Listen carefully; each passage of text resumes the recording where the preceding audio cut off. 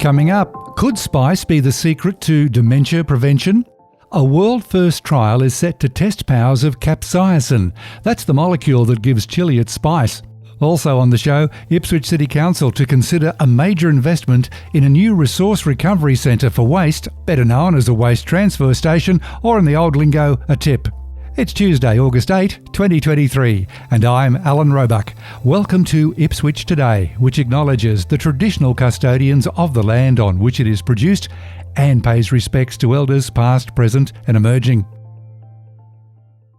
This podcast is supported by Kinetics, people-powered web hosting trusted by Australian businesses since 1999.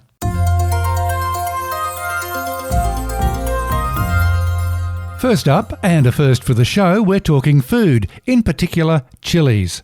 Capsaicin is a molecule found in chilies. It might just be the most valuable player in the food world. Not only does it give chilies their characteristic kick, but capsaicin could also be a key player in preventing dementia, one of the leading causes of death in Australia. That's what researchers at the University of Southern Queensland hope to uncover as they start on a world-first human trial investigating the effects of capsaicin on brain health. The results from previous animal studies, including a study completed by Dr Edward Bliss, were a driving force in developing this world-first human trial at UniSQ.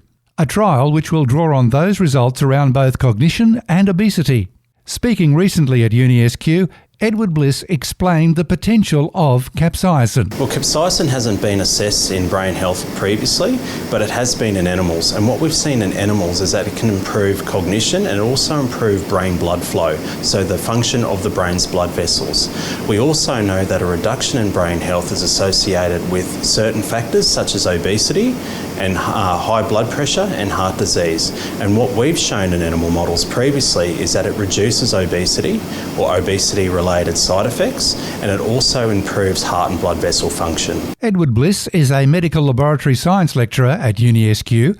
He said there are a number of firsts with this research. This will be the first trial that's actually looked at a capsaicin supplement looking at brain health. So previously there's been no studies that assess the effect of capsaicin or capsaicin supplements on cognition and brain blood vessel function.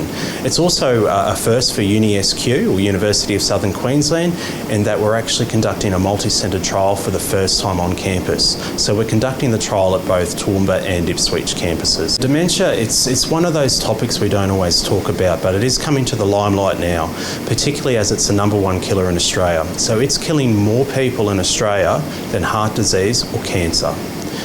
It's also an issue in our communities that UniSQ actually resides in, particularly the West Moreton area and the Darling Downs southwest Queensland areas. Essentially, the predicted increase in dementia-related cases in those areas is between 400 and 550% over the next 30 years. So we're going to see a large increase in the number of people with dementia, and we need to actually do the best that we can to ensure we reduce those statistics or improve the quality of life of those people that will end up with dementia. If you want to help this research by taking part in the trial, here's how you do it. So capsaicin will actually be administered through a vegetarian capsule that's vegan compliant. So it's meat-free, it's halal certified, etc. So the capsaicin will actually be incorporated in a unique beadlet formula that avoids all those spicy sensations that you feel when you eat a lot of chili, like the burning of the mouth or the irritable tummy. So that unique beadlet formula will assure that that's actually avoided. The best way to be a part of this study is to contact either myself or Tammy Thornton, who is a student-led researcher in this particular case. So we would actually ask you a series of questions, give you a survey to actually look at, and if you meet the inclusion criteria, then we'd invite you onto campus to undertake a visit. And you would do a visit right at the start of the trial, and then right at the end following completion of having capsaicin in those capsules. So what we're asking essentially is that at about 2 to 3 hours of your time right at the start of the trial, and then again at the end of the trial. During that period of time, you'd be allocated to either the treatment group, which receives the capsaicin, or the placebo group. So we've got a placebo group because we need to ensure that the effects that actually might occur are due to capsaicin and not to any other reason. So you'll be asked to take the capsule, one in the morning, one in the afternoon or in the evening for 12 weeks, as a trial is running for 12 weeks. It is a pilot program, so what we want to assess here is essentially what can capsaicin do in 12 weeks. And if we do see some results in this study, that will give us a good foundation to see what it could do over a longer period of time. That was Edward Bliss, speaking recently at the University of Southern Queensland. To take part in the trial, look for links in the show notes.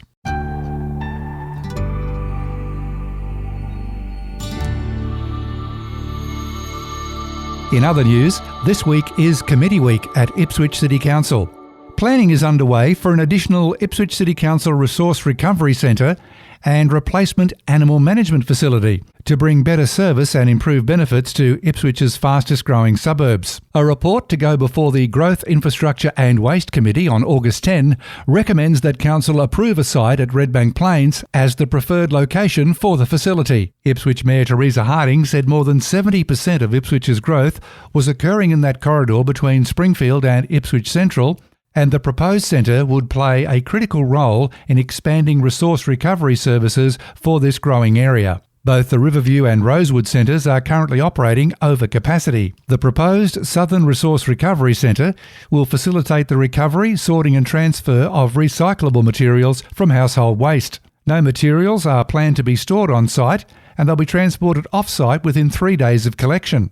Mayor Harding said Council had asked residents what they wanted when it comes to the future of waste infrastructure, and she said Council has listened. 60% of residents told Council they did not want to travel more than 10 kilometres to a resource recovery and recycling centre. The full round of committees meet on Thursday, August 10 from 9am. All are live streamed on YouTube, and you can follow along at home with the agendas online. That's it for this episode. A reminder to look for handy links in the show notes, including how to register your interest as a participant in the trial at UniSQ. Ipswich Today is supported by Kinetics, people-powered web hosting trusted by Australian businesses since 1999. This podcast is listener supported. Please make a once-only gift or regular donation to help keep it online.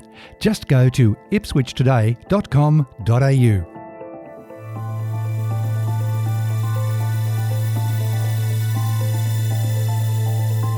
Follow and stream this podcast from your favourite app, including iHeartRadio, or play Ipswich Today on smart speakers.